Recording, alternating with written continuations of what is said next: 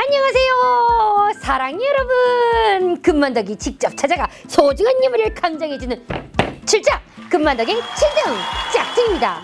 오늘 금만덕이 출정한 곳은 정로의 귀금속거리인데요, 제가 특히나 좋아하는 곳이죠. 이곳에 은으로 된 유물이 있다고 해서 금만덕이 출동해봤습니다. 과연 어떤 유물일지 의뢰인님을 한번 만나봐야겠어요. 의뢰인님 나오셨나요? 안녕하세요. 저는 의뢰품을 가지고 온 김은동입니다. 제가 가지고 온 이 유물은 은덩어리입니다. 제가 금은방을 하는데 말이죠, 손님이 이걸 은덩어리라고 팔고 갔어요. 근데 이 모양이 특이한 게 그냥 물건 아니겠다 싶어가지고 이렇게 들고 나왔습니다. 이거 중요한 유물 맞나요? 정말 은으로 되어 있군요. 모양이 특이하고 한눈에 봐도 굉장히 오래돼 보여요. 이거 무슨 모양인지 알겠습니다. 이 유물이 진퉁인지 저와 함께 살펴보도록 합시다.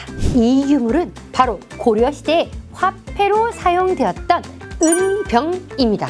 활구라고도 부르기도 하는데, 은병은 1101년 숙종 당시 만들어진 화폐입니다. 자, 이름 그대로 은으로 만들어졌죠. 모양은 우리나라의 이렇게 지형을 본따 만들어졌는데, 그 당시 고려가 이렇게 산업이 발달함에 따라 화폐가 필요해졌습니다. 자, 물건을 거래하는데 매번 쌀 포대를 들고 다니면서 이렇게 교환하면 힘들잖아요. 은병은 두 가지 종류로 나뉘는데, 숙종 당시 만들어진 은병은 대은병이라고 부릅니다. 대은병은 지역마다 다르기는 하지만 쌀 10석에서 20석 정도의 가치를 가지는 굉장히 큰 돈이었어요. 사실 일반 백성들이 사용하기에는 거액이죠. 아마도 굉장히 큰 거래를 하는 그런 사람들이 사용했었던 화폐였을 거라고 추정이 됩니다. 자, 그렇다면 고려 사람들은 이 은병을 잘 사용할 수 있었을까요? 자, 처음 대은병이 나왔을 때는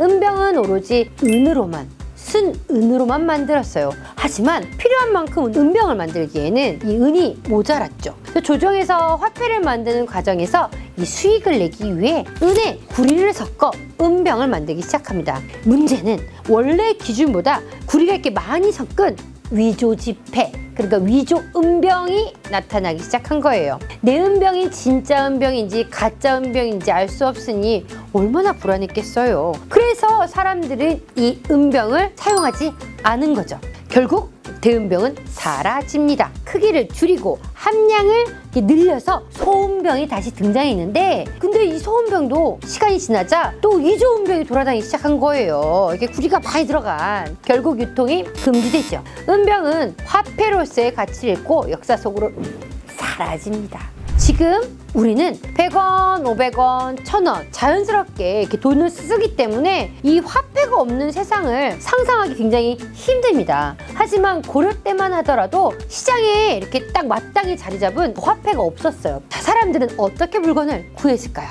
화폐가 만들어지기 전 사람들은 물물 교환을 통해 원하는 물건을 얻을 수 있었습니다. 그러니까 내가 쌀 한 바가지를 가지고 날 쌀 한 바가지 있는데 당신 생선 한 마리 이렇게 바꾸자. 그래서 생선 한 마리 가지고 있는 사람들을 찾아요. 그런데 문제는 생선 한 마리가 굉장히 구해지기 어려운 거야. 그래서 지난 여름에는 막 5마리, 6마리 많았는데 지금은 한 마리도 구해. 그렇게 되면 쌀 한 바가지가 아니라 2바가지, 3바가지가 되는 거죠. 이렇게 매번 물건의 가치를 측정하고 조율하는 게 어려웠던 거예요. 또 사람들은 조개 껍질이나 쌀, 옷감, 귀한 물건을 화폐로 사용하기도 했는데, 자, 이 또한 지금 봤을 때는 그 옷감 다 들고 가야 되잖아요. 쌀 다 들고 가야 되잖아요. 편하지 않았겠죠? 자, 시장에 가기 위해 쌀 한 포대를 이렇게 들었다고 생각해봐요. 어메, 어깨가 그냥 빠지겠네.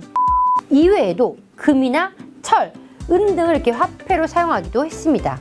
이후 사람들은 금속으로 일정한 모양을 만들어 이렇게 가치를 부여해서 화폐로 사용하기 시작했는데, 이렇게 만들어진 우리나라의 최초의 금속 화폐가 철동전 건원증보입니다. 첫 번째로 만들어진 건원증보는 철로 만들어져 이렇게 무겁고 쉽게 부식이 돼서 유통이 중단됐어요. 그래서 이후에 구리로 된 대동통보, 동국통보, 사만통보 등이 만들어진 거죠. 하지만 당시 사람들은 이 동전이 쌀 한 가마니 또는 소금 한 가문이 가치를 가졌다는 걸 이해할 수 없죠. 납득이 안 돼. 저 동전 요만한 게 어떻게 내 소금 한 바가지랑 같은 거야. 이게 그냥 보기에는 금속 덩어리에 불과하잖아요. 때문에 고려시대 때까지는 쉽게 화폐가 통용되지 못했습니다. 자, 시간이 흘러 사회적 합의를 거쳐서 이후 조선시대가 되고 상평통보가 등장하면서 시장에도 이렇게 화폐가 자리를 잡게 되었던 거죠. 자, 그럼 은병은 물론 우리나라 화폐 변천사까지 알아봤으니 자, 이제 유물의 진퉁, 짝퉁